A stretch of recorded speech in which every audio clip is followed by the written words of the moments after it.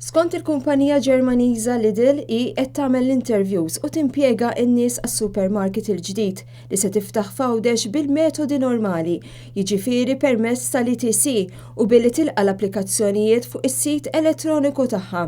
Il-kumpanija qalet dan fit-tweġiba li bagħtet lil dan l-istazzjon wara li nhar il-Ħadd il-Gazzetta Il-Mument u dan l-istazzjon żvelaw kif fil-Ministeru għal Għawdex ġiet appuntata persuna partikolari li qed tilqa' it-telefonati ta' dawk interessati li jaħdmu mal-Lidl fix-Xewkija u dawn jintalbu jirreġistraw l-interess tagħhom mal-Ministeru ta' Anton Refolo biex imbagħad il-Ministeru jgħaddi l-lista bl-ismijiet lil-Lidl u.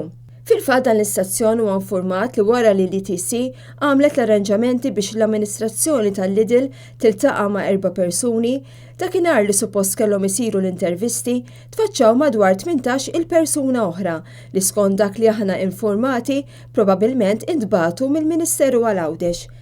Interessanti li dwar din l-istorja NetNews ma rċieva l-ebda ċaħda uffiċjali min-naħa tal-Ministeru għal Għawdex wara li xandar recording ta' telefonata li għamilna aħna stess. Nistaqsu x'iridu nagħmlu biex niġu impjegati mal-Lidl. Hello, kellhom jadduni biex niċċekkja minn fejn l-applications biex imur naħdem mal-Lidl. Ifimni, applications as such m'hemmx aħna qed nagħtu l-lista tal-nies, ifimni, imma l-lista diġà għaddejnija, issa jkun jridu lista oħra naddulhom l-essax lista oħra, tifhem? Fimtek. Ġivina n-approach għal lilhom jew hekk? Ejja, ejja fejni u nieħu ismek biex jekk ibotlhomna xi lista oħra nkun nista' nibgħatilhom tiegħek ma'. All right. Kien biss il-Lidl l-ewwel fuq il-Facebook page tiegħu imbagħad permezz ta' stqarrija uffiċjali wieġeb li l-opportunitajiet ta' impjiegi ikunu pubblikati fuq il-website tiegħu fejn il-persuni interessati jistgħu japplikaw online billi jimlew formola apposta.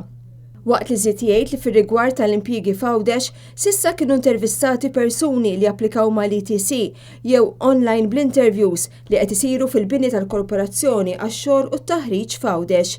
Il-Lidl ma rridx iwieġeb mistoqsijiet dwar l-inizjattiva li qed jieħu l-Ministeru għal Għawdex u mkien ma jirreferi għal dan. Dan allura jqajjem dubji serji jekk dak li qed isir mill-Ministeru għal Għawdex għandux il-barka ta' tmexxija tal-Lidl jew addirittura il-Lidl u x'informat b'din inizjattiva.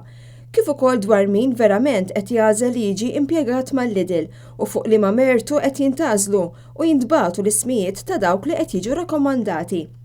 Il-kwistjoni għanqlet reazzjoni fuq il-Facebook b'diversi persuni u klijenti tal-Lidl jikkumentaw li s-supermarket għandu jiddisassoċja ruħu minn dan l-aġir tal-Ministeru għal Għawdex, inkella jgħid ċaru tont u x'qed issir bl-approvazzjoni tiegħu. Kien hemm min fosthom dan l-istazzjon li saħansitra kiteb lil mother company tal-Lidl fil-Ġermanja u fittra lid-direttur maniġerjali talbu spjegazzjoni madankollu aħna għadna bla risposta.